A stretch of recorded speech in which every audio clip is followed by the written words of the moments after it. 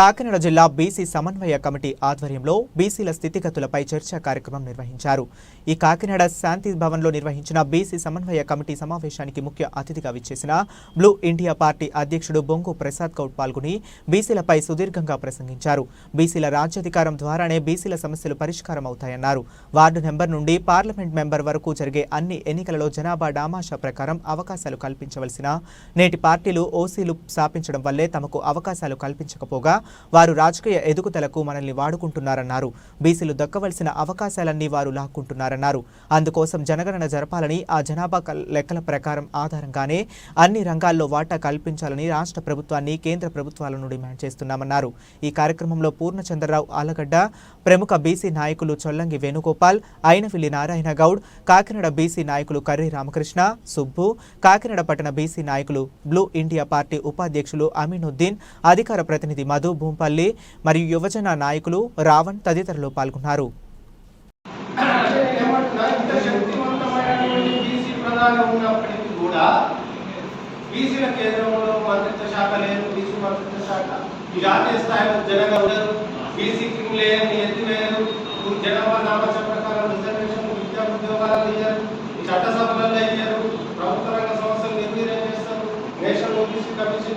రాజ్యాంగబద్ధత అయ్యాడు, ఏది చేయడు. నేను మోడీ, నేను బీసీ, ఇది హిందుత్వం పార్టీ ఓట్లు వేయాలని ఆయన అంటాడు. నేను 34% రిజర్వేషన్ ఇస్తే ఓట్లు వేయాలని చంద్రబాబు. 34% రిజర్వేషన్ ఏ ప్రాతిపదికన ఇస్తాం? మా జనాభా ఎంత? మా జనాభా ఎంతో లెక్కల్ని జనాభా దామాషా పద్ధతి ప్రకారం మాకు అన్నింటిలో వాటా ఇవ్వాలి. వార్డు మెంబర్ నుంచి పార్లమెంట్ వరకు మా జనాభా ఎంతో జనాభా దామాషా పద్ధతి ప్రకారం మీరు వాటా కల్పించాలి. చట్ట సవరణ చేయాలి. సుప్రీంకోర్టులో 50% రిజర్వేషన్ ఉన్నాయి. అంతకుమించి సుప్రీంకోర్టు ఆర్డర్ ఉందని మనం 50 ఏళ్ళ పోరాటం చేస్తుంటే రిజర్వేషన్ తెచ్చలేదు. ఈడబ్ల్యూఎస్ రిజర్వేషన్ మోడీ గారు 48 గంటలలోనే తెచ్చిండు బిల్లు. 50% అదనంగా 10% కలిసింది కదా. మరి ఇప్పుడు 50% సీలింగ్ ఎత్తేసినట్ట ఉన్నట్టయితే 10% ఈడబ్ల్యూఎస్ రిజర్వేషన్ చెల్లే కదా. ఒకవేళ ఎత్తేసినట్టయితే మరి మన జనాభా ప్రాతిపదికన రిజర్వేషన్ ఇవ్వాలి కదా. ఇయ్యడు. బీసీ ప్రధాని, హిందుత్వం, బీసీలందరూ ఓట్లు వేయాలి. కానీ బీసీలకు న్యాయబద్ధంగా దక్కవలసినటువంటి వాటాను చట్టసభల్లో కానీ, ఆర్థికంగా కానీ, సామాజికంగా కానీ దక్కే ప్రయత్నం చేయడం. కనీసం జనగణన చేయమంటే కేంద్ర ప్రభుత్వం అఫిడవిట్ దాఖలు చేసింది. ఈ శ్రీకాకుళం వాసి ఆళ్ళ Ramakrishna retired chief engineering electricity department సుప్రీంకోర్టులో కొట్టేసిండు, కేసు వేసిండు. మా కులాల జనాభా చేయాలి, జాతీయ స్థాయిలో జనగణన జరపాలి, కేంద్రానికి కౌంటర్ దాఖలు చేయాలని సుప్రీంకోర్టు పంపితే ఇదే మోదీ ప్రభుత్వం మేము జనగణన కులగణన చేయలేము. 36 కాలాలు ఉన్నాయి. జనగణన జరుపుటకు 36 కాలం ఉన్నది. ఒక కాలం అదనంగా చేసి జరుపుకుంటే దాని బడ్జెట్ అవసరం లేదు, ప్రత్యేకమైన జీవో అవసరం లేదు, ప్రత్యేకమైనటువంటి ప్రణాళిక కూడా అవసరం లేదని మనం మొత్తుకున్నా కూడా ఇదే మోదీ ప్రభుత్వం తీయనంటది. ఎందుకు తీయమని అంటే కులాల లెక్కలు తీస్తే బీసీల సమైక్యత దెబ్బతింటుంది. కులం ఉండాలని కోరుకునే ఈ పార్టీ కులం ఉండాలని చెప్తే నీకు భారతీయ జనతా పార్టీ సిద్ధాంతము కులాల లెక్కలు వద్దంటుంది. కులం ఉన్నంత వరకు కులాల లెక్కలు ఉండాలి, లేదంటే కులాలు రద్దు చేయాలి. అది నీతోటి అవుతుంది. ఏదైనా ఒక విధానానికి ఒక పార్టీ కట్టుబడాలి. కులం ఉండాలని నువ్వు అన్నప్పుడు ఆయన వాటా ఆయన కట్టాలంటే ఆయన కుల లెక్క ఆయనకు ఉండాలి. ఇవాళ ఇక్కడ కూర్చున్న ఒకవేళ లంచ్ చేయాలి, టీ చెప్పాలి, ఎంతమంది చూసి టీ చెప్తాం అంటే టీ చెప్పడానికి కూడా ఒక లెక్క కావాలి. నీ ఇంట్లో 5 సభ్యులు ఉంటే రేషన్ చేయడానికి ఒక లెక్క కావాలి. నువ్వు రేషన్ కార్డు ఇస్తే కూడా కుటుంబ సభ్యులు ఎంతమంది లెక్క పెడుతున్నావు. భారతదేశంలో కుక్కలు ఏమున్నాయి, నక్కలు ఉన్నాయి, పిల్లులు ఏమున్నాయి, హైదరాబాద్ లో ఎన్ని కుక్కలు పడతారు, ఎంత బడ్జెట్ అయింది, ఏ కుక్కకు ఎంత వ్యాక్సినేషన్ లెక్కలు ఉన్నాయి ఈ దేశంలో. అంటే కుక్కకు ఉన్నటువంటి విలువ ఈ దేశం భారతదేశంలో బీసీకి లేదు. అంటే బీసీ రాజ్యాంగబద్ధంగా, రాజకీయంగా ఇంకా కూడా గుర్తింపబడలేదు. కాబట్టి ఎస్సీ ఎస్టీ సోదరులకు ఇంత చట్టసభలో కానీ విద్యా ఉద్యోగాల వల్ల వాళ్ళ వాటా ప్రకారం వాళ్ళకు దక్కుతున్నది. వాళ్ళకి దక్కవలసింది ఏంటంటే స్వతంత్ర అధికారం, స్వాభిమానం, ఆత్మగౌరవం తక్కువైపోతున్నాయి. ఇవాళ మైనార్టీల పేరుతో జనాభా కొట్టాలి, ఇవాళ బీసీల పేరుతో జనాభా కొట్టుకుని ఓసీలు కొట్టుకోకూడదు. కారణం ఏంటి అంటే ఒక విధంగానేమో రాజకీయ పార్టీలన్నీ బీసీల చేత కానీ, ఎస్సీల చేత కానీ, ఎస్టీల చేత కానీ స్థాపింపబడలేదు. Except BSP. కాశీరామ్ గారు ఉన్నంత వరకు ఒక తరం బీఎస్పీ, కాశీరామ్ గారు పోయిన తర్వాత కన్ఫ్యూజ్ బీఎస్పీ. కొంత డైలమాలో ఉన్నాం. ఆ డైలమా కారణంగానే ఇవాళ రాజకీయ పార్టీ వస్తున్నాయి. లేకపోతే అదే కాశీరామ్ బతుకున్నా, అంబేద్కర్ బతుకున్నా, కాన్స్టిట్యూన్సీ స్థాయిలో ప్రజలకు వెళ్ళగలిగినప్పుడు ఇలా మనలాంటి వ్యక్తులను పార్టీ పెట్టవలసిన అవసరం లేకపోతే పనిచేస్తుంది. అదొక భాగం. Congress, Telugu Desam, BJP, BRS, TDP, YSRCP అన్ని కూడా అగ్ర కులాలు స్థాపించిన పార్టీలు. ఎస్సీ ఎస్సీలకు రిజర్వేషన్ వల్ల మిగతా సీట్లన్నీ మాయ అన్నట్టు బీమా ఇచ్చేస్తున్నారు అంతే.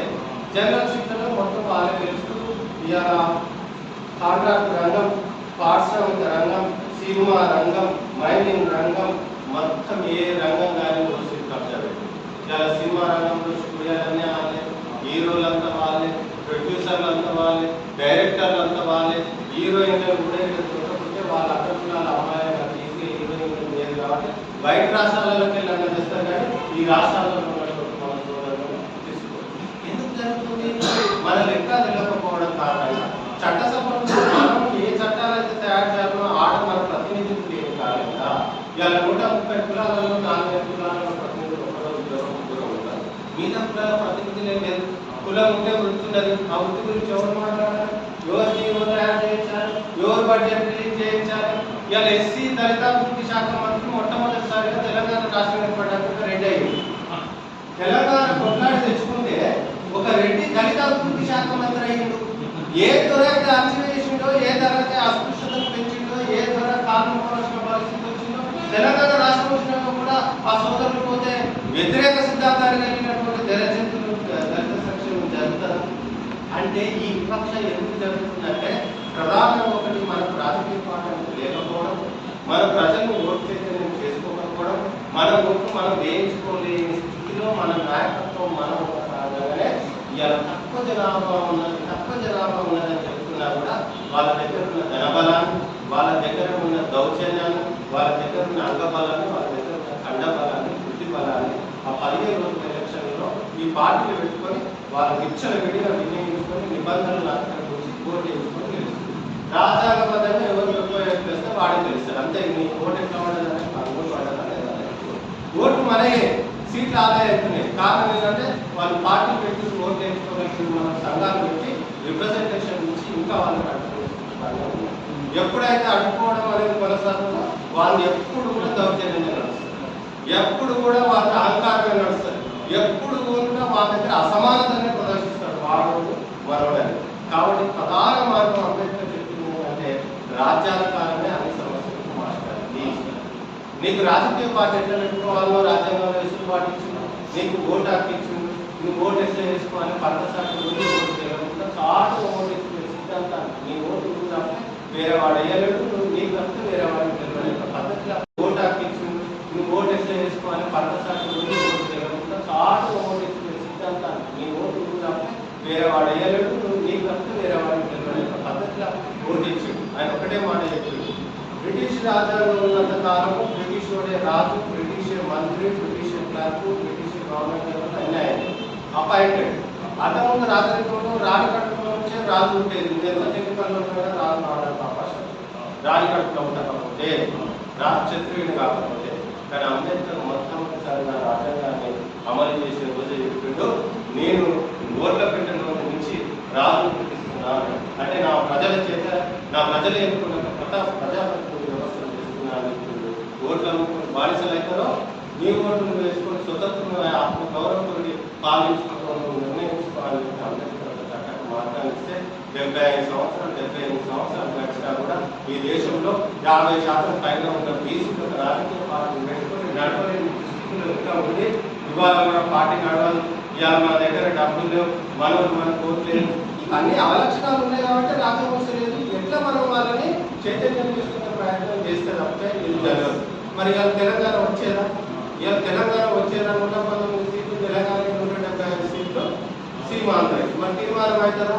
17 సీట్లు తెలంగాణ, అన్న టీఆర్ఎస్ 2 సీట్లు, ఇవాళ 25 సీట్లు అందరికి. ఎందుకు జరిగింది? ప్రజలకు చైతన్యం వచ్చి ఉద్వేదన ఉద్యమం వేసి ఇది ఒక న్యాయ పోరాటం, ధర్మ పోరాటంగా గుర్తించినప్పుడు